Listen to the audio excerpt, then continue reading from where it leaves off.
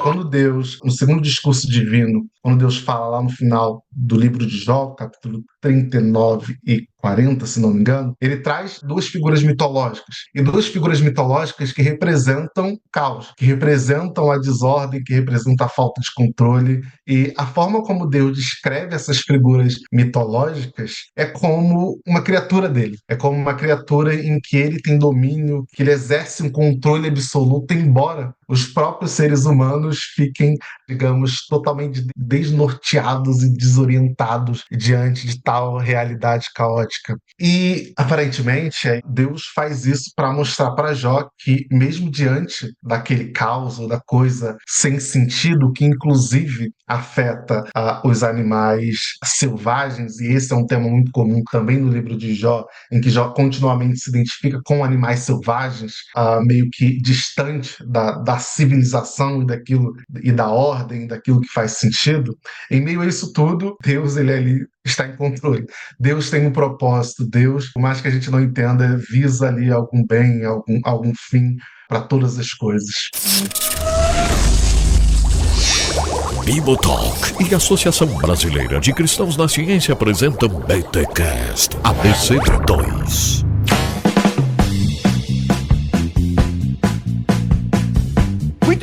Muito bem. Começa mais um BTcast ABC2, o de número 65. Eu sou Rodrigo Bibo e não atire o pau no gato, porque isso não se faz. O gatinho é nosso amigo, não devemos maltratar os animais, jamais. Mas aí o cachorro, já não sei, né? Se o cachorro maltrata o gato, eu não sei se ele entende a musiquinha, aí não sei. Muito bom. Oi, gente, eu sou o Thiago Pereira e eu quero dizer que a natureza não é um sermão pregado pelo capelão do diabo. Meu Deus, não entendi, foi nada. Vamos entender. Eu sou Davi Bastos e o nosso Deus é quem dá de comer as leoas e quem mata a fome dos leõezinhos. Fala isso pros antílopes. Bom. Eu sou Arthur Santos e eu torço pela ressurreição dos cachorros. Ah não, cara, pai de pet não. Ô Thiago, é sério? E tu vai me trazer um cara que é pai de pet? Olha aí, cara. Não, pelo amor de Deus, mano. Mas aí, a gente vai ter que responder essa pergunta aí. Se o Jerry, boa. se o meu cachorrinho Simba vai estar comigo lá no céu. Eu achava que era inútil isso, mas, pô, até o N.T. Wright discute, cara, a ressurreição dos animais, tá louco? Sou o Gabriel e tem uma passagem muito famosa de um poema escrito pelo Alfred Tennyson e que representa bem o espírito do tema de hoje, onde ele retrata a natureza como vermelha dos dentes e nas garras. Só que alguns versos anteriores, ele diz o seguinte: e todavia cremos com presteza que o bem será o fim de todo mal, para os pecados de ordem natural, para as eivas do sangue da incerteza. Que ninguém ande sem destino ou meta, que vida alguma seja derrocada, ou feita escombro e ao vácuo arremessada, quando a cota de Deus se vir completa. E que nenhuma larva morra em vão, que mariposa alguma, em vão anseio, se atire a inútil chama ou paralelo. Ganhou apenas subsiste a criação. Não sabemos nada do que nos espera.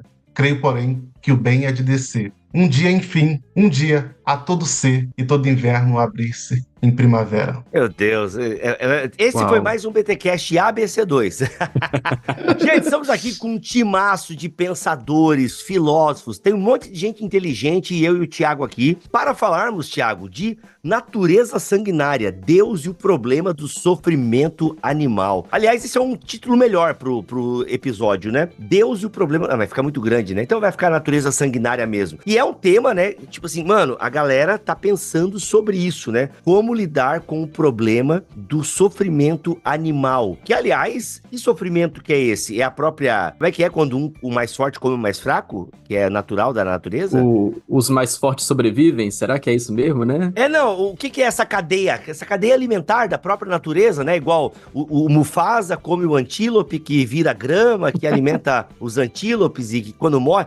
o ciclo sem fim. É esse o problema que a gente vai discutir hoje aqui com essa turma? Não sei. Vamos entender... Hoje a gente vai falar. Vamos falar então sobre o que vai ter o problema do mal e como é que isso envolve aí a questão dos animaizinhos, dos pets. Pets 1 e 2. Adoro esse desenho, inclusive. By the way, o Arthur deve ser fã, né? Mas antes, é claro, os recados laboratoriais da BC2. Fica com a gente.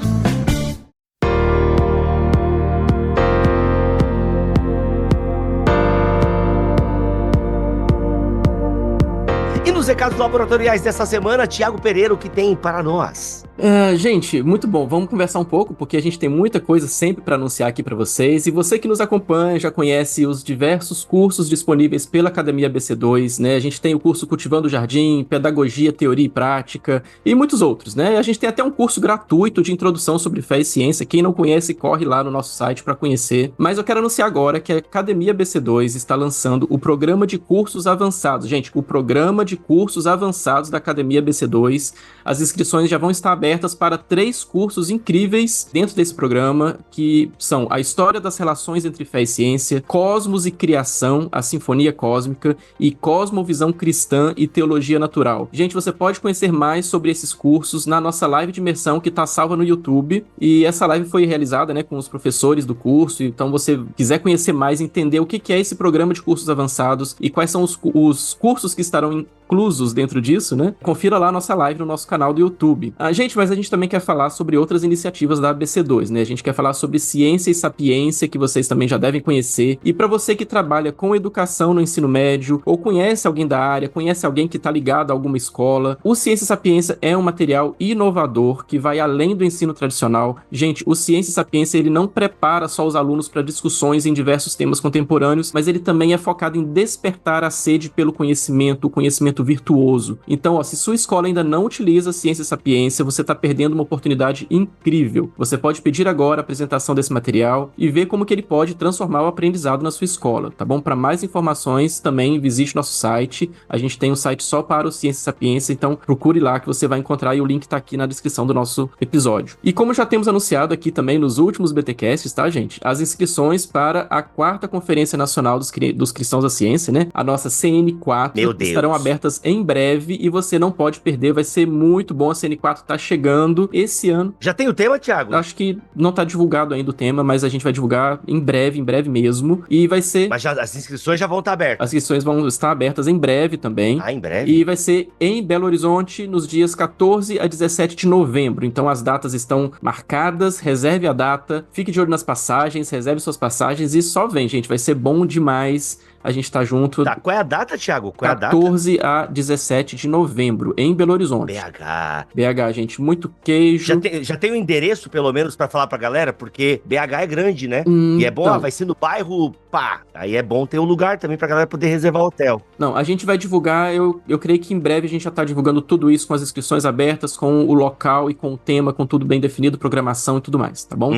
Fiquem de olho, gente, nos nossos sites. E as informações sobre a CN4 e todas as demais informações você encontra também no nosso site, no perfil da ABC2, no perfil da Academia ABC2, inclusive informações sobre o projeto Radar, que você também já deve conhecer, e que tem sempre um edital aberto com prêmios em dinheiro para você que quer escrever ensaios sobre fé e ciência, estudos de livro, né? Então, fique por dentro, se informe, sigam os nossos perfis, que também estão aqui na descrição desse episódio. E, gente, continue com a gente, que tem muita coisa boa na ABC2 para vocês.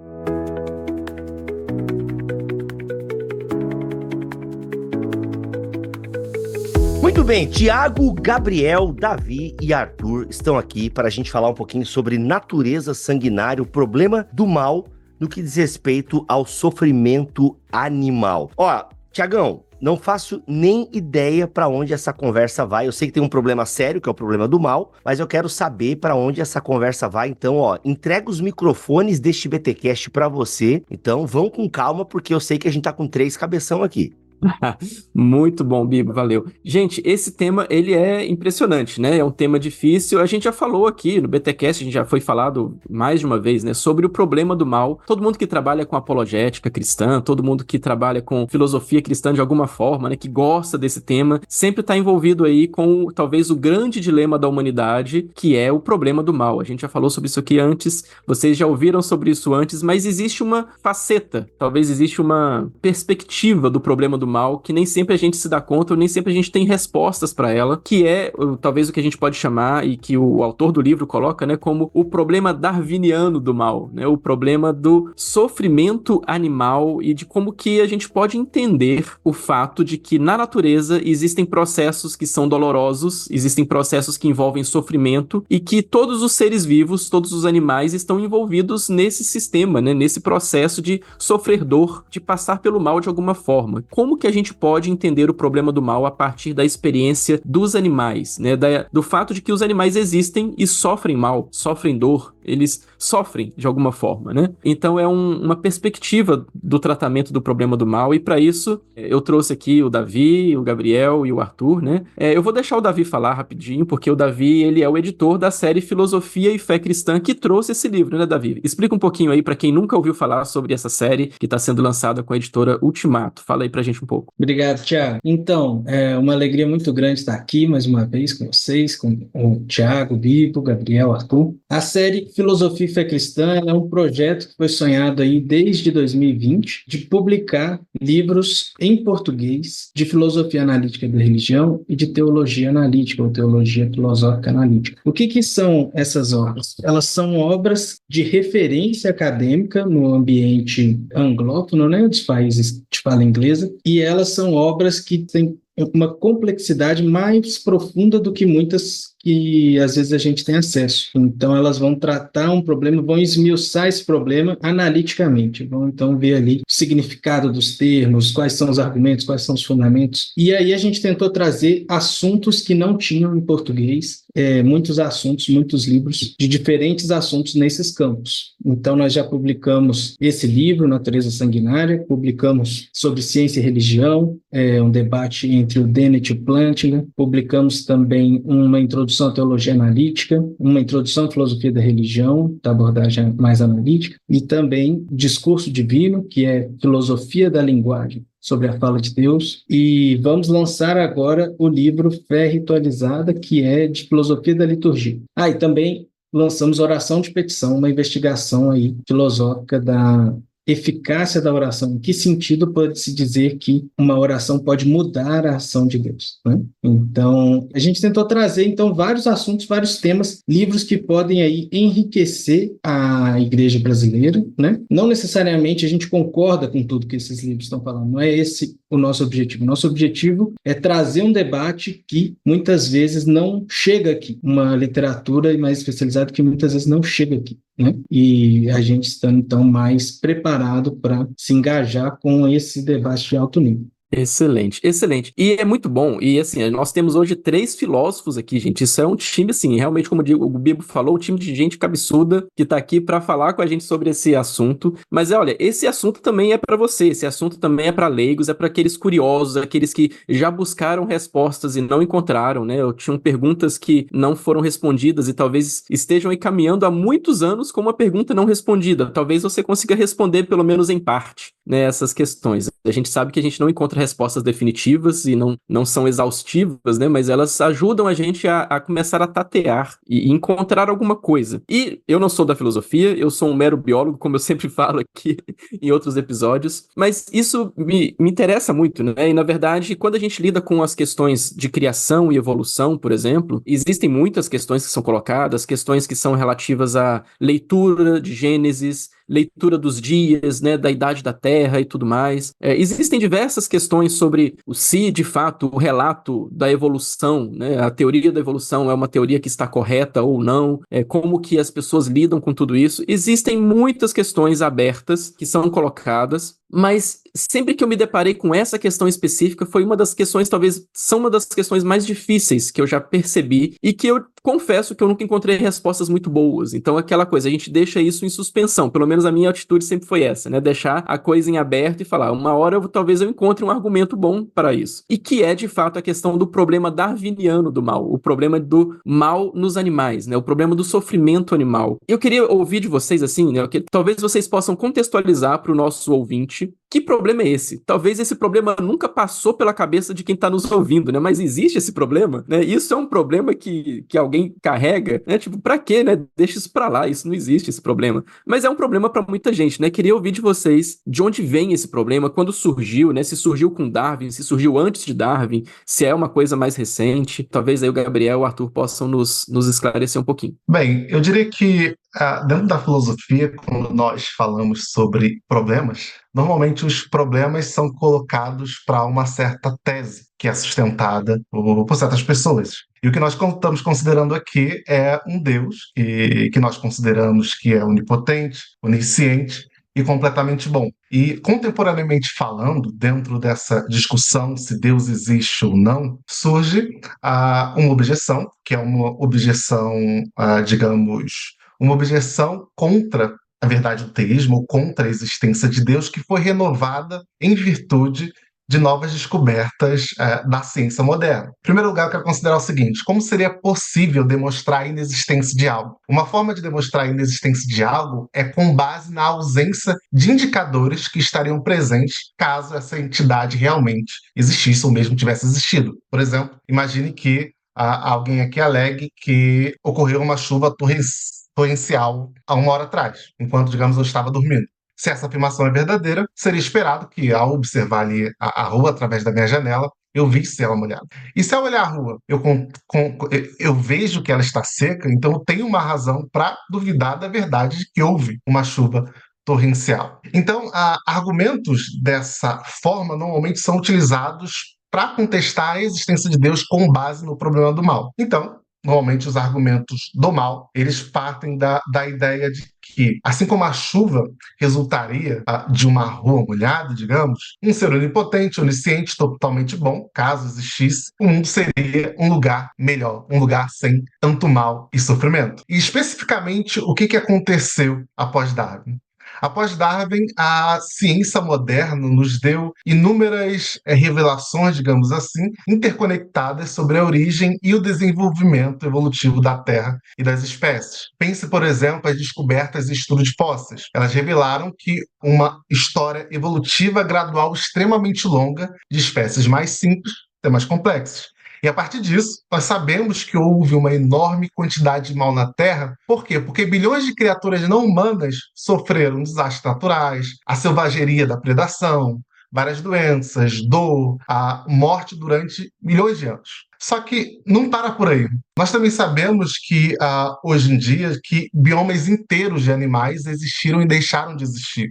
A gente sabe, existem pesquisas que indicam que cerca de 99% de todas as espécies que já viveram na Terra já não existem mais. E na maioria delas, elas foram extintas de forma violentamente horríveis e catastróficas, muitas delas sem mesmo deixar um legado genético para as espécies, para as gerações vindouras. Então, Gabriel, só percebendo, né, de fato é um assunto que isso vem lá do século XIX, né, quando a geologia começou a identificar que as eras geológicas eram muito longas, né, e que o fenômeno das extinções, né, os fósseis que foram encontrados mostravam que haviam extinções, e tudo isso apontava para animais que já desapareceram da face da Terra, que sofreram, né, por exemplo, extinções por causa de meteoros e tudo mais, né, erupções vulcânicas, ou seja, né, existe uma espécie de sofrimento sobre a Terra que todas essas espécies estão passando. É por aí, Arthur, eu acho que a gente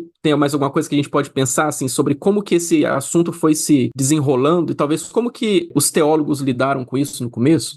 Só um adendo à fala do Gabriel, eu acho interessante pensar também que há uma versão um pouco mais light desse problema darwiniano do mal, até mesmo para aquele que nega a evolução e aceita uma terra antiga. Aquele que é um criacionista de terra antiga, que nega a teoria da evolução, ele tem uma forma de um problema do sofrimento animal, né? Porque ainda assim ele vai aceitar todo o registro fóssil de milhões de anos e que vão implicar algum tipo de sofrimento, algum tipo de predação pré-existência de seres humanos. Só que é claro, esse problema ele é um tanto mais agravado justamente quando a gente pensa em termos de teoria da evolução, porque aí a predação entre os animais, todo o meio do processo evolucionário se decorrer, passa necessariamente pelo sofrimento animal. Então, pressupondo o teísmo, a gente pode justamente dizer que a criação divina no processo evolucionário, ela envolve uma grande carga de sofrimento dos animais pré-existência de seres humanos livres que tomam decisões e que causam mal. Porque, tradicionalmente, quando a gente fala do problema do mal, a resposta tradicional é o livre-arbítrio. A maior parte dos teólogos na igreja cristã respondeu isso. Só que a gente não consegue aplicar, o autor vai trazer algumas perspectivas um pouco diferentes em alguns pontos, mas pelo menos à primeira vista, a gente não consegue aplicar isso tão bem pelo fato de que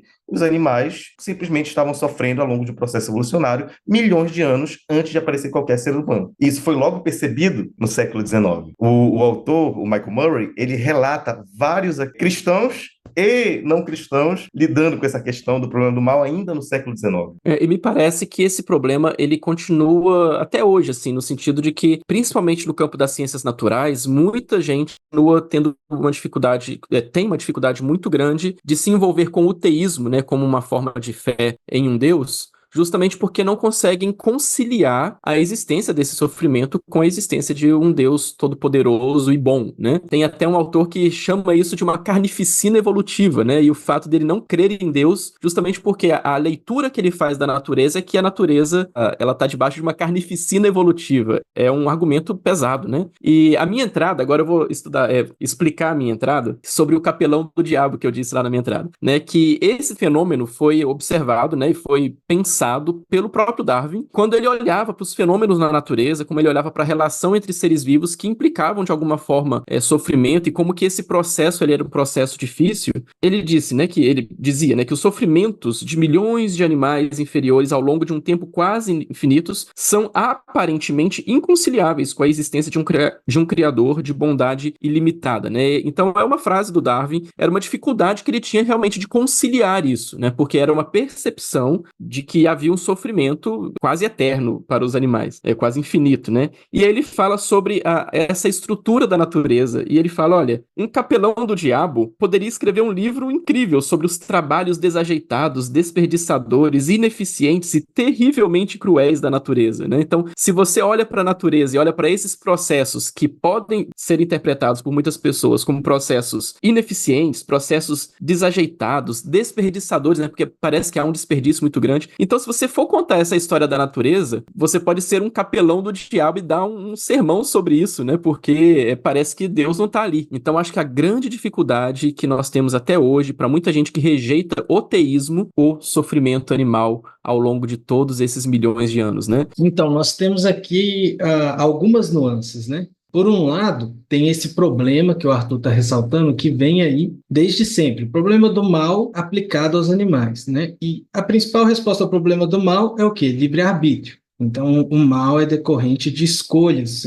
Só que os animais, teoricamente, não teriam livre-arbítrio, né? Então, o sofrimento dos animais, ele é decorrente do livre-arbítrio dos seres humanos ou ele é decorrente de alguma outra fonte, né? Então, como explicar esse sofrimento específico? E alguns autores acham que se Deus fosse permitir uma espécie de sofrimento, ele teria que permitir um sofrimento que gere um bem para quem está sofrendo. Então, o livre-arbítrio ele não explicaria como os animais estão sendo beneficiados. Os seres com livre-arbítrio, de certa forma, estão sendo beneficiados tendo livre-arbítrio. Mas e os animais? Então, nós temos, por um lado, esse problema grande filosófico. Por outro lado, essa evidência evolutiva de uma história de sofrimento muito maior. Uma espécie de contra-argumento do design, como nós estamos vendo, né? Então, o argumento do designer diz o seguinte, tem um design incrível na natureza, né? A única explicação para essa quantidade de vida, essa exuberância biológica que nós vemos na fauna e na flora, é um projetista inteligente, um designer, né? Um Deus que pensou com cuidado cada uma dessas coisas. E a evolução, ela vai trazer um processo que não parece de forma alguma um processo do ponto de vista humano, pelo menos, que otimiza os resultados, né? Isso que a gente está falando. Parece um desperdício, parece uma quantidade enorme de sofrimento, parece que a coisa não precisava ser dessa forma. Então, esse é as duas coisas que estão em jogo aqui, né? Então, nós precisamos lidar com uma resposta ao problema do mal que sirva para o sofrimento dos animais e, ao mesmo tempo, também precisamos levar em conta uma evidência de um sofrimento maior. O Murray, ele também considera o criacionismo da Terra jovem, mas não tem um foco tão grande, né? Ele vai trazer respostas possíveis do criacionismo de Terra jovem, mas o foco maior nele vai ser no aspecto do criacionismo mais evolucionário. Sim, eu estava pensando aqui justamente porque assim, se você pega, né, mesmo dentro da ideia do criacionismo de uma terra jovem e tudo mais, existe sofrimento no tempo presente, né? Não é só uma coisa que tem a ver com uma escala de tempo muito longa, mas existe um sofrimento animal no presente, né? Exato. Um sofrimento de bilhões de animais no momento em que estamos falando, né? Então já é um sofrimento hoje que ele é enorme.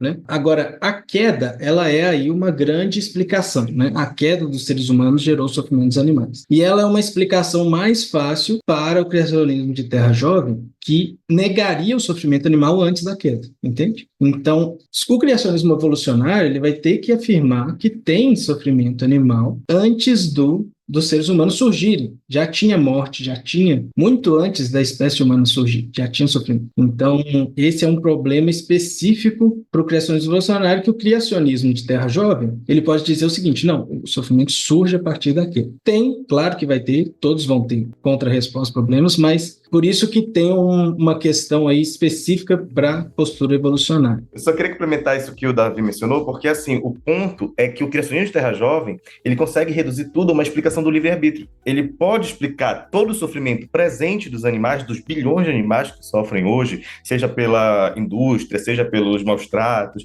ele pode explicar esse sofrimento a partir da origem do pecado humano, porque o ser humano livremente decidiu pecar, e isso faz com que toda a criação sofra os efeitos do pecado. Então, o criacionismo de Terra Jovem tem esse recurso aqui, né, ao livre-arbítrio. Então, no fim das contas, ele acaba negando o problema darwiniano do mal, o problema evolucionário do mal. Ele ainda afirma um problema do sofrimento animal, mas ele nega um problema darwiniano do mal, que é justamente o que é espinhoso para a gente aqui. O que é espinhoso é não existe esse problema, né? Então, ele tem esse recurso de simplesmente negar o problema. Só que aí a gente vai tentar pegar, não, admitindo a existência do problema, quais são as respostas possíveis que a gente vai dar ao problema? Bem, se for para mencionar aqui talvez outra vantagem teórica do criacionismo de Terra Jovem em relação a esse debate, é que, de alguma forma, o criacionismo evolucionário, evolutivo, ele supõe que a maneira como Deus criou as espécies foi através, e é, na verdade, pela seleção natural. E sabendo como funciona esse mecanismo de condução da evolução das espécies, nós temos que, se Deus criou as espécies, foi por meios ineficientes e brutais, com muito desperdício, como o Davi colocou. Então, parece que esse tipo de coisa, esse tipo de criação, através de muito sofrimento, não pareceria algo que um Deus bondoso pudesse ter feito. Enquanto o criacionista de Terra Jovem pode simplesmente dizer que Deus criou essas espécies prontas.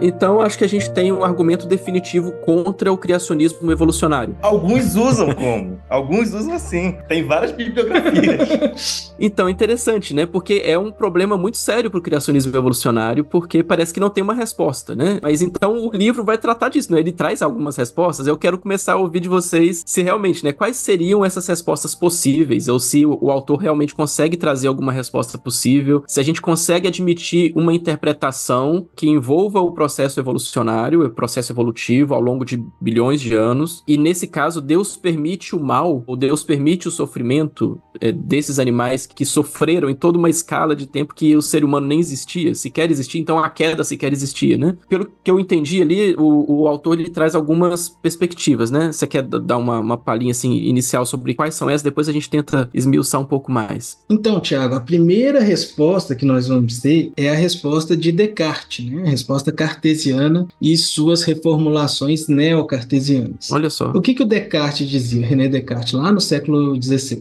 Ele dizia o seguinte: os animais, eles não sofrem. De onde você tirou que o animal sofre? Quando você bate num cachorro, quando você bate num relógio, é a mesma coisa. Nossa. Né? Então, pro Descartes, um animal, ele é uma espécie de máquina. Ele não tem alma, entende? E por não ter alma, e alma aqui na filosofia está ligado à própria noção de mente, né? De espírito, de sensações, inclusive. Então, por ele não ter alma, o cachorro, ele não é um ser que realmente sofre, que ele realmente experimenta sofrimento. O que ele vivencia ali, no máximo, algum tipo de dor que não caracteriza um sofrimento e que não confere a ele uma dignidade de que a gente tenha que realmente prestar atenção no sofrimento. Então, essa é a primeira resposta. É evadir ao problema afirmando que não existe sofrimento animal. Essa é fácil. Né? Essa é uma resposta bem fácil, né? E ela está surpreendentemente disponível para todos os grupos, né? Criacionismo Terra Jovem, criacionismo evolucionário, criacionismo de Terra Antiga. A questão é que a ciência, de certa forma, né, tem apontado que isso parece extremamente implausível, né?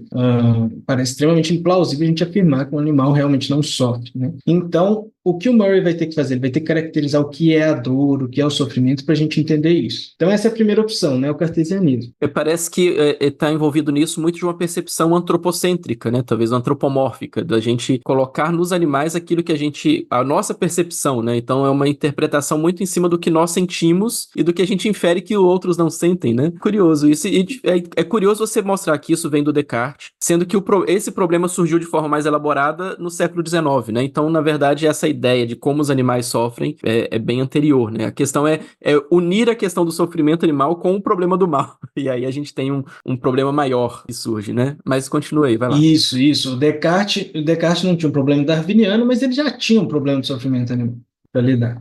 E ele lidava dessa forma. A segunda opção que a gente já comentou é a queda, né? A queda seria a resposta, então, a queda do ser humano. Seria a resposta para o sofrimento animal. O sofrimento animal surge porque Deus conferiu ao ser humano um estatuto específico que permitiu trazer a desordem para o mundo natural. E essa talvez seja uma visão fácil de entender para quem vem de uma linha calvinista e neocalvinista, porque o neocalvinismo tem essa visão holística da queda, né? De que se bobear, até as leis da física podem ter sido alteradas com a queda, né? Então, se você tem essa perspectiva, você poderia dizer que a queda do ser humano gerou, então, uma transformação tal no mundo animal que, a partir desse momento, os animais passam a sofrer. Existem diversas formas de construir isso, né? Até as formas mais artificiais possíveis, do tipo, mesmo que a gente aceite a evolução, antes da queda pode ser que os animais não tivessem uma sensação real de dor, né? Porque isso não era conferido. Enfim, então tem soluções mais artificiais, soluções mais naturais, né? E aí nós vamos ter também uma outra opção, que é a queda de Satanás e de seus anjos. Então, não a queda dos seres humanos, mas de Satanás e seus anjos. E esta, sim, pode ter acontecido antes do início da vida biológica. É o meteoro, cara, que caiu e extinguiu os dinossauros. Antes dos dinossauros não tinha, entendeu?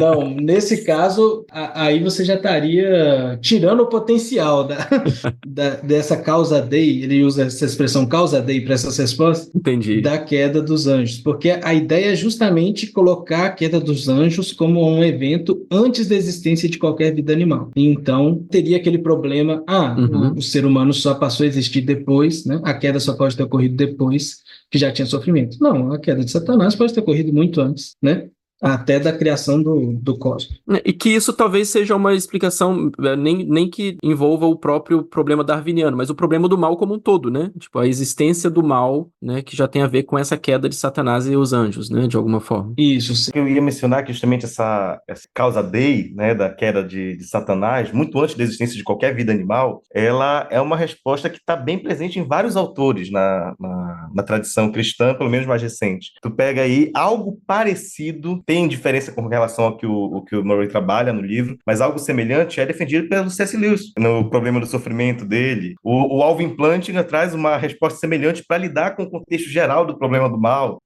tentando reduzir todo o problema do sofrimento animal a um problema resolvido pelo livre-arbítrio, pela defesa do livre-arbítrio. Só que aí não mais o livre-arbítrio de agentes humanos, mas o livre-arbítrio de agentes angélicos. Entendi. E aí, por exemplo, o Plantinga vai atribuir terremotos, tsunamis a demônios, entende? E essa seria aí, então, sofrimentos que surgem de deslizamento.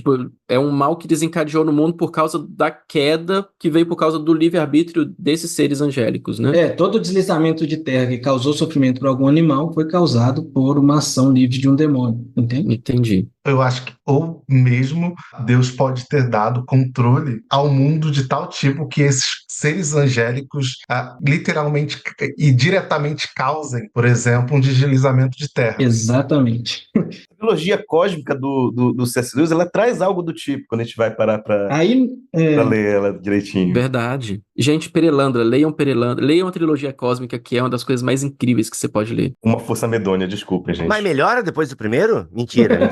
Nossa, cara, Perelandra é uma obra de arte, cara. Perelandra é o meu livro favorito da trilogia. Então, gente, ó, se vocês quiserem complementar a leitura de Natureza Sanguinária, leiam C.S. Lewis e a trilogia cósmica. Gente, então a gente tem algumas respostas já dadas, né? A gente tem a resposta cartesiana de que animais não sofrem de forma alguma, então é muito fácil resolver. Ou a gente tem aquele sofrimento que é causado pela queda humana, então depois da queda humana os animais sofrem. Ou então a gente tem aquele sofrimento que pode acontecer antes do homem, e esse sofrimento é causado talvez pela queda de Satanás e dos seus anjos, né? Então a gente tem um mal que existe antes da queda humana. Mas então, a gente tem algumas outras propostas, né? Alguém quer colocar aí na mesa que outras propostas seriam isso, e o livro traz isso, né? Eu acho. E aqui eu vou falar algo que está muito relacionado à minha entrada. Boa. Não é só porque eu gosto muito do meu cachorro. O nome do meu cachorro é Alvin Planting, aliás. Sério? Ainda bem que o cachorro não entende. Enfim, então, o Murray ele vai trabalhar um causa dei, uma tentativa de explicar, né, de dar uma resposta ao problema do sofrimento animal, que vai partir da ideia que, por exemplo, é defendida por um filósofo britânico chamado Richard Swinburne, de que os animais eles podem desenvolver virtudes através do sofrimento. Então, assim como nós sofremos também, desenvolvemos determinadas virtudes, nos tornamos o tipo de pessoa que deveríamos ser, o Swinburne vai dizer que o sofrimento dá oportunidade aos animais de desenvolver essas virtudes, né? O Murray ele tem um ceticismo com relação a essa resposta. Ele não exclui essa resposta, mas ele diz que ela não explica, né? Só que aí vai ter uma questão interessante que ele vai trabalhar no meio dessa resposta, que é a questão que o Davi mencionou de compensação para aquele que sofre, né? Porque muitos autores na filosofia eles vão considerar que muitos não significa todos, né? Mas muitos desses autores vão considerar que para que Deus permita um determinado male, é necessário que aquele que sofre tenha uma certa restituição, uma certa compensação. Só que a gente pergunta muitas vezes, e os animais que passam a vida toda sofrendo? Sei lá, pensa no animal que é um cachorro que passa 15 anos apenas sofrendo e nada mais do que sofrendo. Foi maltratado, tudo quanto é canto e tal. Como é que a gente pensa nisso? É nisso que ele coloca a possibilidade, por exemplo, que é da defesa de uma imortalidade dos animais, né? O que é algo que vai ser polêmico. Algo que vai ser polêmico, mas que é interessante. E aí a gente vai ter que entrar na teologia animal, né? Existe um campo de teologia animal que tenta estudar essas coisas, né? Tem livros publicados sobre isso. Tem um negócio interessante aí. Eu sempre fui muito cético com relação a essa ideia, sabe? Eu sempre fui muito cético. Mas, ao lidar, de fato, eu fiquei pensando, e os animais que passam a vida toda sofrendo, né? Como é que a gente pensa em determinados tipos? Como é que a gente pensa a bondade divina para com eles especificamente? Porque Deus é perfeitamente bom. Aí fica com umas especulações filosóficas para você levar e ficar pensando de noite antes de dormir. Mas, pelo que eu entendi, essa tentativa de explicação seria dizer que o sofrimento existe, mas existe um bem maior. Seria isso, né? A maior parte das defesas elas vão defender a existência de um bem maior. Uhum. Nesse caso, seria o desenvolvimento de virtude, segundo essa tese do Swinburne, que é uma tese que o Murray vai olhar e vai dizer, talvez ela não explique muito bem ali, pelo menos não sozinha. Quando eu publiquei um ensaio sobre essa questão na Unus Mundus, olha só, eu olhei assim e eu defendi essa tese. Eu defendi essa tese antes de ler esse livro. Hoje eu tenho um pouco mais de ceticismo com relação ao que eu escrevi também. Muito bom. Gente, leia o texto do Arthur na Unus Mundus, hein? Tem um ensaio dele lá, depois acessem. Jabá. Mas tem mais alguma proposta que foge dessas e tenta entregar uma outra resposta? Sim, nós temos aqui, então, a proposta de caos, ordem e evolução, que é a proposta de que existe um bem intrínseco no processo de melhoria de algo. Então, se você tem o caos e, a partir desse caos, ele vai caminhando e se transformando em ordem, alguns filósofos defendem que esse caminho, essa passagem do caos para a ordem é em si um bem, uma coisa desejada. Então, seria de que a evolução, ela, de certa forma, se assemelha a esse processo. Você tem algo caótico inicialmente, que vai aí passando por melhorias e chegando em um processo de ordem. Então, isso é questionável, né, de vários pontos de vista, mas é também defensável. E essa é uma outra proposta aí de solução que é tentar afirmar que isso é um bem tão grande que o sofrimento dos animais estaria justificado. Eu acho que uma outra tentativa de resposta ao problema do sofrimento animal, e que está diretamente, na verdade, digamos, é pressuposta pela essa resposta do causa-ordem, é acerca da regularidade nômica. Regularidade nômica. Exatamente. O que seria essa regularidade nômica? Regularidade nômica é basicamente a ideia de que existem leis da natureza e que governam a natureza e permite certas previsibilidades. Essas previsibilidades são possibilitadas pelas próprias leis naturais. E é isso que nos ajudaria a compreender os males naturais. Então, o que seriam os males naturais? Os males naturais seriam considerados subprodutos necessários resultantes da criação e conservação do mundo físico, que opera de uma maneira regular. Então, se pensarmos em desastres naturais, doenças, acidentes, tudo isso seriam vistos como males naturais, mas tais males naturais só são possíveis porque a natureza funciona de uma certa forma que é regular. E aí o Murray, ele mencionará que ao longo dos últimos 2 milênios, a regularidade nômica tem sido defendido como uma característica intrinsecamente positiva do universo. Ele cita, por exemplo, o filósofo como Leibniz, segundo o qual você pode pensar em 2 mundos. Você pode pensar em um mundo que Deus intervém continuamente, e aí Leibniz diz, se Deus intervesse continuamente no nosso mundo, isso pareceria que Deus não é tão sábio de modo a fazer o mundo operar de acordo com certas leis que culminem nos seus bons propósitos. Não, ele não foi capaz de fazer isso. Por isso ele tem que ficar constantemente intervindo. Então, um mundo desprovido dessa regularidade nômica, dessas leis da natureza, demonstraria um criador com menos poder e incapaz de criar um mundo, digamos assim, com um certo movimento estável. Mas não, ele tem que vir ajustar o mundo continuamente. Então, a conclusão dele é que um mundo complexo que se autoconstrói, e aí entra a tese do bem intrínseco do causa-ordem, é que um mundo que se autoconstrói e vai do caos à ordem por meio de leis internas possui uma grandeza maior do que o mundo em que Deus continuamente tem que vir a intervir. Interessante. Tem isso, né? Tipo, Deus vai atingir os seus propósitos de alguma forma, né? É curioso que dá pra perceber o que o Davi comentou, que tem seus pontos contestáveis e você tem seus pontos defensáveis, né? Porque Deus atinge os seus propósitos, mas ao mesmo tempo dá pra pensar naquela coisa, né? Será que os fins justificam os meios? Né? Como que Deus está fazendo esse processo de criação e trazendo as coisas à existência e cumprindo o seu propósito através de um processo que tem etapas que causam essa confusão na nossa mente, né? Essa dificuldade, esse dilema da gente linkar isso com um processo que para nós parece estranho, mas que está debaixo da bondade, né? E da benevolência de Deus, do amor de Deus. Mas então a gente eu consegui perceber o seguinte, eu consegui perceber que a gente tem algumas respostas, desde a cartesiana que nega o sofrimento animal, até as outras que passam pela queda do homem, a queda de Satanás, e essas que lidam com a questão das leis naturais e Deus atingindo propósitos cada vez mais nobres, né?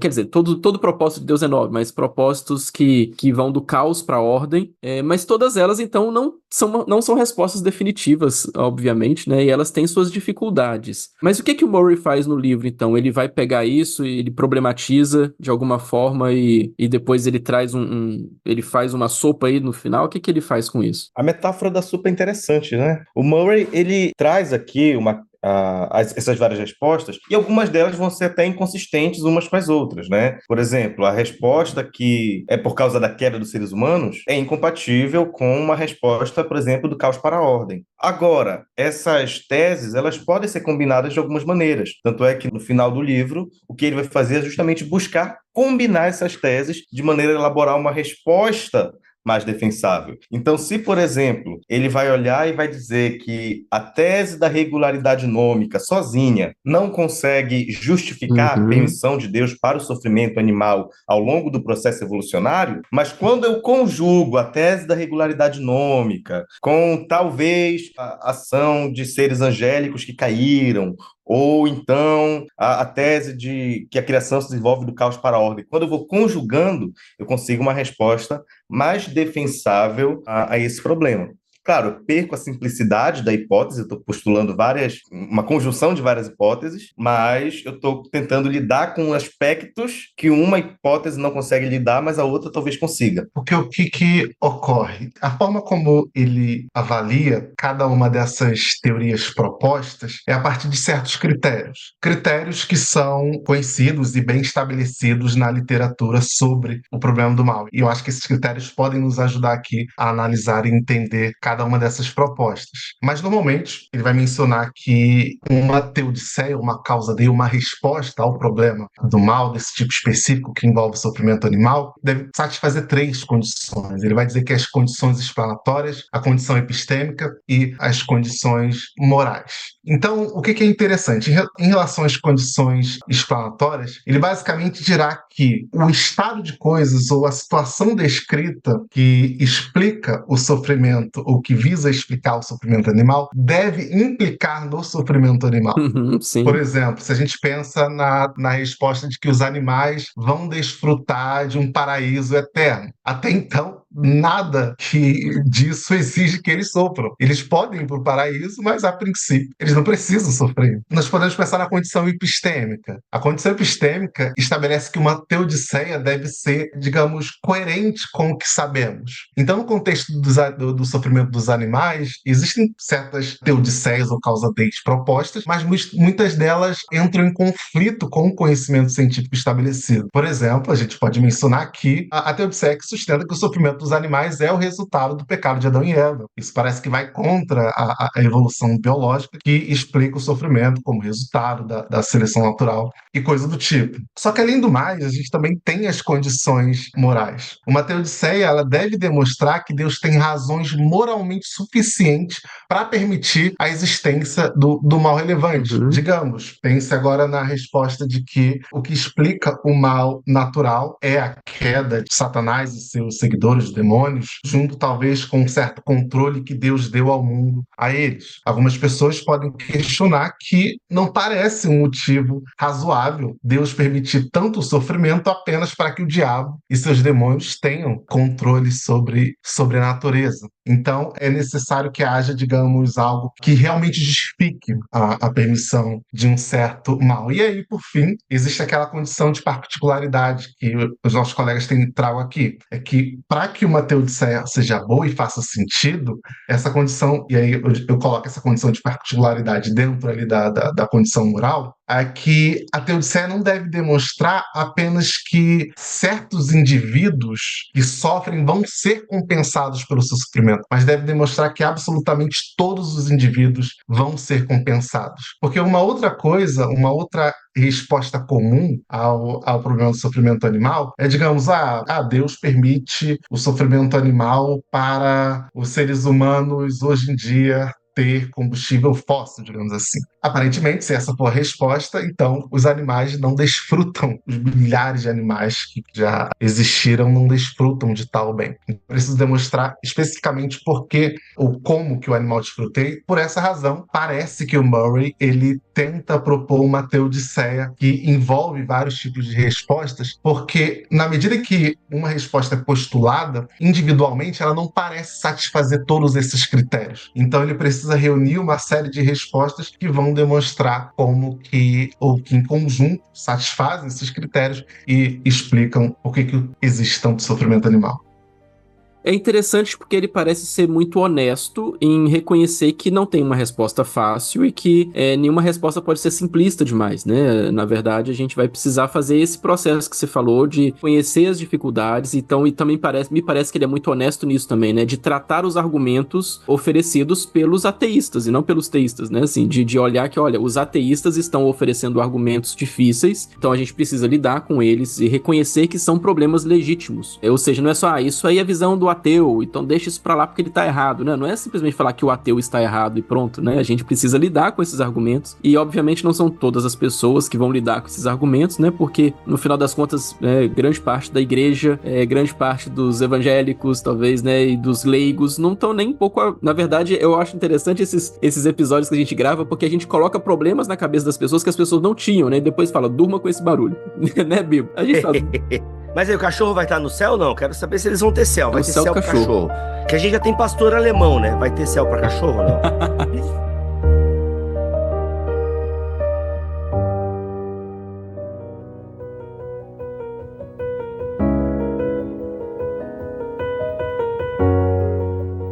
Mas tá, eu quero fazer uma pergunta aqui, talvez ela seja difícil e não sei se ela tem uma resposta também, né? Eu não sei se o Murray traz isso no livro, mas vocês consideram que esse tipo de questão ali pode ser resolvido apenas com argumentos filosóficos? Ou a gente precisa necessariamente da teologia completar, talvez, né? Ou para complementar isso, tipo, porque aí a gente joga esse assunto. Tá, mas o que as escrituras nos dizem? Né? Eu quero caminhar para o final aqui, a gente tá chegando no fim. Isso tá dentro de uma leitura ortodoxa das escrituras? Essas propostas, ou quais delas se aproximam mais de uma leitura ortodoxa das escrituras? Como que a Bíblia talvez pode iluminar o nosso entendimento sobre isso? Como que a Bíblia talvez pode nos ajudar a transitar nesses argumentos filosóficos, às vezes tão elaborados e tão inconclusivos, né? Então, Thiago, isso é uma questão interessante e entra também no que o Gabriel colocou ali como critério epistêmico, né? Então ele falou, por exemplo, que quando você ignora uma evidência científica, você está violando um critério epistêmico. Mas para quem é cristão, né, nós temos, por exemplo, uma evidência epistêmica muito grande de que Deus existe. Talvez alguns de nós, talvez não todos, mas grande parte de nós, poxa, Deus existe, né? Então, o problema para muitos de nós não é assim, Deus existe ou não, né? O problema para muitos de nós é por que Deus permite o sofrimento dos animais, né? Nós já sabemos que Deus existe, então queremos saber por que Deus permite esse sofrimento. Aí a abordagem ela é bem diferente e as perspectivas elas já ganham mais força, né? Porque você não está ali procurando saber se Deus existe ou não. E da mesma forma podemos considerar as escrituras como autoridade, né? Como uma autoridade epistêmica. Então o que a Bíblia diz sobre isso, né? E a partir do momento que nós fizermos isso, então nós vamos trazer para essa consideração epistêmica aí da teologia, das escrituras, como autoridade, né? De um ponto de vista do debate filosófico, se você fizer isso, você vai ter que falar por que a Bíblia é uma autoridade epistêmica. No debate filosófico neutro. Mas no debate teológico, não. Nós não precisamos ficar aqui defendendo de ateu o tempo todo, né? Tem hora que a teologia precisa andar, né? E nós não precisamos lidar com isso. Então, o livro, ele é um livro de filosofia da religião. Então, ele realmente vai considerar lá os argumentos dos ateus e tal. Sim. E é interessante, porque se você vê os reviews, né? As resenhas que esse livro recebeu na literatura, algumas resenhas estão elogiando, que livro incrível e tal, e ele traz muitas boas perspectivas, e normalmente são de cristãos. E quando você vê algumas resenhas de ateus, eles falam, não, o livro é bem argumentado, é um livro honesto, e ele serve muito bem para a gente provar quão desesperadora é a posição dos teístas e quantas manobras eles têm que fazer para justificar a crença deles religiosa. Então, alguns ateus vão dar esse tipo de review político.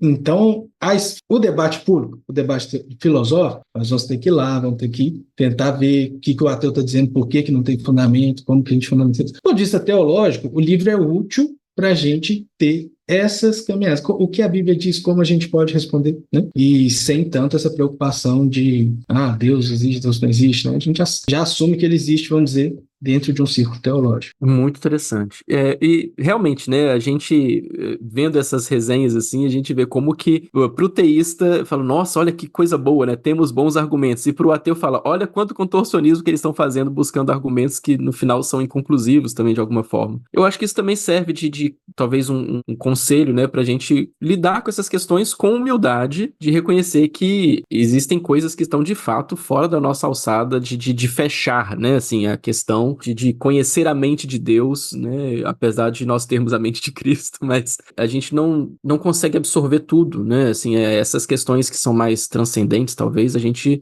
tateia, né? A gente vê como um espelho. Eu gostaria de mencionar que, assim, como o Davi falou, no livro ele vai considerar bastante essa interação com filósofos ateus que estão fazendo críticas ao teísmo por conta da questão da evolução, mas, assim, o autor, a gente percebe ao longo da maneira como ele cataloga as respostas, a busca também, mencionaste aí na tua pergunta, a questão da ortodoxia das respostas, né? A gente percebe na maneira como o Michael Murray desenvolve ali, que ele está procurando trabalhar dentro dos ciclos da ortodoxia cristã histórica. O ponto é, sobre pontos como esse, eles geram tanta dúvida em nós, teístas cristãos, justamente porque a gente não tem tanta clareza do que é a resposta correta quando a gente pensa do ponto de vista das escrituras ou da teologia cristã histórica, né? Então a gente tem um espaço aí para poder pensar várias respostas distintas, se mantendo dentro dos círculos da ortodoxia cristã histórica. Talvez, em uma grande quantidade de questões, a ortodoxia cristã vá fazer com que a gente enxergue uma resposta mais plausível do que outra, ou até mesmo enxergar alguma resposta como incompatível com a ortodoxia cristã. Um exemplo disso é um filósofo chamado John Hick, que ele vai trazer uma proposta que vai levar ele a negar, por exemplo, a historicidade da queda, levar ele a pensar que ele afirmar literalmente que Deus criou o mundo em um estado de maldade para que o mundo fosse desenvolvendo para encontrar bondade. Então, assim, existem coisas que a ortodoxia cristã ela pode nos levar a rejeitar, né? Eu, particularmente, acredito que a proposta do John Hick, por exemplo, ela não é uma resposta plausível para a ortodoxia cristã histórica. Agora, o Michael Murray ele vai trabalhar dentro dessas linhas. E isso é bem interessante justamente porque ela mostra quais são as várias opções que estão disponíveis para cristãos ortodoxos. Mesmo que essas opções estejam apenas disponíveis, algumas sejam mais plausíveis, outras sejam mais implausíveis, mas ainda assim respostas possíveis para nós. E dá para perceber que, de fato, né, parabéns demais pro Davi, para Gabriel que traduziu, que a gente trazer esse material em língua portuguesa, né, disponibilizar para o público brasileiro que lê em português, que tinha essa lacuna tão grande, é um ganho maravilhoso. Parabéns mesmo pela sacada, né, de trazer esse livro especificamente, porque é realmente um material muito rico. E eu acho que abre a partir daí, né, também um leque para muitas outras questões, da gente lidar, por exemplo, com questões de direitos dos animais, né? Tem direitos humanos, mas existe uma discussão ética, questões de ética animal mesmo, né? De como que nós lidamos com o sofrimento e, na verdade, como que nós podemos, talvez, agir enquanto humanos. Como cristãos nós entendemos mais ainda, né? Como agentes redentivos, de certa forma, né? Usando aí a linguagem que alguns autores usam, de agentes que aproximam o reino de Deus de forma redentiva para, talvez, minimizar o sofrimento, para cuidar dos animais, como é o nosso mandato lá de Gênesis 1. Cara, isso tu vê bastante, por exemplo, agora com a tragédia do Rio Grande do Sul, né? Obviamente que o ser humano, ele tem prioridade no resgate, e foi a prioridade, mas salvar aquele cavalo do telhado é uma coisa nobre também, entende? Obviamente... E foi muito simbólico, né? Obviamente que salvar o cavalo e um ser humano, a gente escolhe o ser humano, né? É assim que o Asimov, inclusive, ensinou os robôs dele a agir. O ser humano tem prioridade. Mas assim... cara, e você vê que tem uma galera empenhada em abrigo para cachorros e tal. Por exemplo, se pedem, né, doações de rações e coisa arada. Num primeiro momento a gente pode achar, pô, cara, inútil perder tempo com isso. Não, cara, tem bastante gente cuidando dos seres humanos, né? Glória a Deus por isso, inclusive a igreja tem feito um papel incrível. Mas que bom que tem gente também empenhada em resgatar os animais, salvar os cachorros e outros animais, enfim, né? Faz parte também do nosso amor pela criação, né? Então é bem bacana. E graças a Deus por essas pessoas que estão aí empenhadas em salvar os cachorrinhos, gatinhos e por aí vai, né? Muito bom. Enfim, né, a gente vai ter todas essas implicações aí de questões éticas, de cuidado com o animal, de indústrias, né, da forma como a indústria lida com animais, o sofrimento que, de fato, claramente, muitas vezes, de fato, nós infligimos aos animais, então como nós podemos lidar com tudo isso e enquanto cristãos entender o nosso papel nesse mundo hoje. Eu acho que a gente está caminhando para o nosso final mesmo e queria deixar aberto aqui para vocês darem as palavras finais, assim, o que vocês, talvez, o que a gente não falou que precisa ser falado, ou o que você gostaria de concluir esse episódio, a sua fala aqui, ou talvez alguma indicação, alguma recomendação que você queira dar. Pode ir lá, vamos lá. Gabriel, Arthur, Davi também. Eu só gostaria de complementar um pouco sobre em que sentido que as escrituras podem iluminar aqui o nosso debate. Eu escrevi uma monografia de conclusão de curso para o seminário que eu fiz, teologia, e uma coisa que eu fiz foi associar o último discurso divino do livro de Jó com o problema do sofrimento animal. Especificamente quando Deus lida ou quando Deus descreve aqueles seres, se não me engano, em Jó capítulo 39 e 40, Bimote e Leviatã. Foi a entrada do Davi, né? Não, o Davi foi dos leõezinhos. Sim, mas é porque o próprio livro de Jó descreve, eu acho que que é isso de lá que ele pegou. Descreve Deus alimentando o filhote de leãozinhos, algo assim. Deus também alimenta os corvos com corpos mortos em guerra e coisa do tipo. Então, demonstra como Deus está preocupado com os animais. Só que o ponto que eu queria levantar é que, frequentemente, é descrito na literatura contemporânea sobre o sofrimento animal, e é colocado dessa forma de que tais sofrimentos são gratuitos, ou seja, não servem para nada. Só que o livro de Jó, pelo menos de acordo com os principais especialistas, vamos dizer, acerca dessa datação, que provavelmente o livro de Jó surgiu ali no período, se não me engano, do sétimo ao quinto antes de Cristo, que foi no período babilônico ou pós-babilônico, ou seja, em um momento em que muita gente estava sofrendo e não via razão ou explicação para o seu sofrimento. E aí surge o personagem Jó, surge a figura Jó, como talvez o arquétipo do sofredor que não sabe ou não entende, ou que literalmente, como diz lá no começo do livro de Jó, sofreu sem causa, sofreu sem razão, sem motivo nenhum. Então, retornando ao meu raciocínio, quando Deus, no segundo discurso divino, quando Deus fala lá no final do livro de Jó, capítulo 39 e 40, se não me engano, ele traz duas figuras mitológicas. E duas figuras mitológicas que representam caos, que representam a desordem, que representam a falta de controle. E a forma como Deus descreve essas figuras mitológicas é como uma criatura dele. É como uma criatura em que ele tem domínio, que ele exerce um controle absoluto, embora os próprios seres humanos fiquem, digamos, totalmente desnorteados e desorientados diante de tal realidade caótica. E, aparentemente, aí essa é o que eu argumento lá na minha monografia, Deus faz isso para mostrar para Jó que, mesmo diante daquele caos ou da coisa sem sentido, que inclusive afeta os animais selvagens, e esse é um tema muito comum também no livro de Jó, em que Jó continuamente se identifica com animais selvagens, meio que distante da civilização e da ordem, daquilo que faz sentido. Em meio a isso tudo, Deus, ele ali está em controle. Deus tem um propósito. Deus, por mais que a gente não entenda, visa ali algum bem, algum fim para todas as coisas. Muito bom, Gabriel, muito bom mesmo. Depois a gente quer conhecer aí essa monografia que com certeza é muito rica, gostei demais de saber. A minha palavra final é que a palavra final do Gabriel foi uma palavra bem pastoral no coração. De fato, gente. O livro aqui do Michael Murray, ele é um esforço disso, e boa parte dos trabalhos na filosofia da religião são esforços justamente da gente especular sobre os motivos de Deus fazer alguma coisa. A gente está pensando aqui os motivos de Deus permitir o sofrimento animal ao longo de milhões de anos antes do ser humano surgir. E a gente está especulando esses motivos. A gente está procurando bons motivos conjugados para que Deus faça isso. Mas, no fim das contas, apesar da gente especular e disso ser um exercício intelectual muito, muito útil e até estimulante, é divertido fazer isso para um filósofo, ainda assim, o ponto é a gente perceber, como o Gabriel disse, Deus estava conduzindo a história de acordo com os seus planos. Deus tem bens que são muito mais acima dos bens que eu consigo especular que talvez ele tenha. Eu especulo que talvez Deus esteja querendo trazer um estado de bondade porque ele está querendo pensar aqui do caos para a ordem, isso é um bem intrínseco. Eu posso especular isso. E eu posso especular que isso talvez justifique o sofrimento animal. Mas, no fim das contas, eu tenho que saber que talvez Deus tenha um bem muito melhor do que esse, no fim das contas. A gente está perguntando sobre os propósitos de Deus ter criado as coisas do jeito que criou e os propósitos de Deus já estar conduzindo as coisas do jeito que ele está conduzindo. E aí nos resta muitas vezes confiar em Deus. Acho que fica com esse tom pastoral. O problema do mal, ele traz um tom pastoral para a gente muitas vezes. Que a gente está refletindo sobre esse Deus bom que permite males e que ainda assim a gente sabe que se preocupa conosco, se preocupa com o animalzinho que está sofrendo lá no Rio Grande do Sul, se preocupa com esses seres que também surgiram dessa criação que somos nós. E Deus está conduzindo. Excelente, muito bom. Glória a Deus.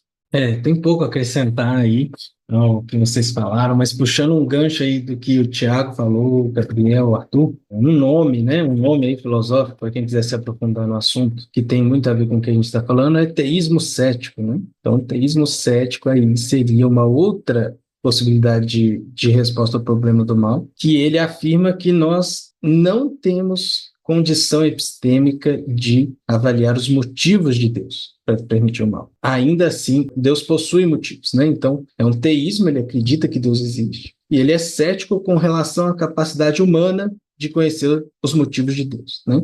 Então é bem inspirado em interpretações tradicionais do livro de Jó, e o livro de Jó aí não tem como falar de problema do mal sem falar do livro de Jó, né?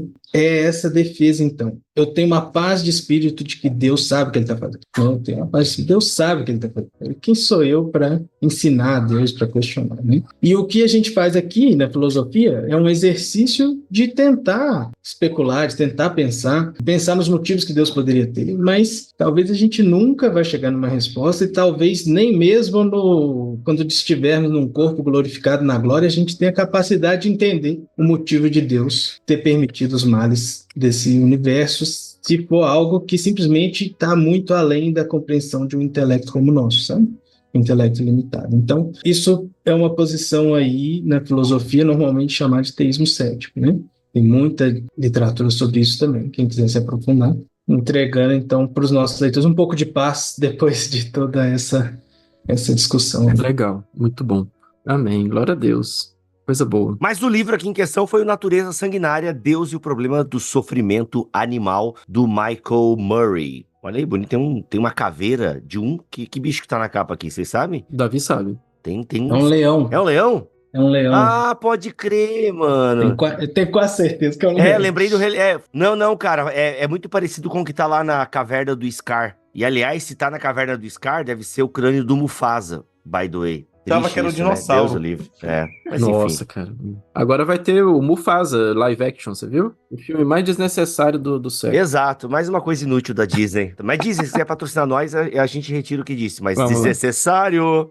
Muito bom. Gente, obrigado por essa aula de filosofia aí. E, poxa, tem muita coisa pra matutar. Obrigado aí, Gabriel, pela sua presença. Sucesso no doutorado aí na gringa. Arthur também. Tá fazendo mestrado, né, Arthur? Mestrado. Depois vai fazer o doutorado também, provavelmente. O Davi agora vai lá pro doutorado também. Galera, tudo estudando. Meu, coisa linda, bonita demais. E, Tiagão, valeu por trazer essa pauta aí. Tamo junto sempre no BTcast ABC2. Valeu demais. Prazerão, gente. Obrigado a todos. Muito bom mesmo. É isso, os links estarão aqui na descrição deste BTcast. A gente volta mês que vem com mais um BTcast ABC2 e semana que vem com mais um BTcast e também um BT Papo. Fiquem todos na paz do Senhor Jesus.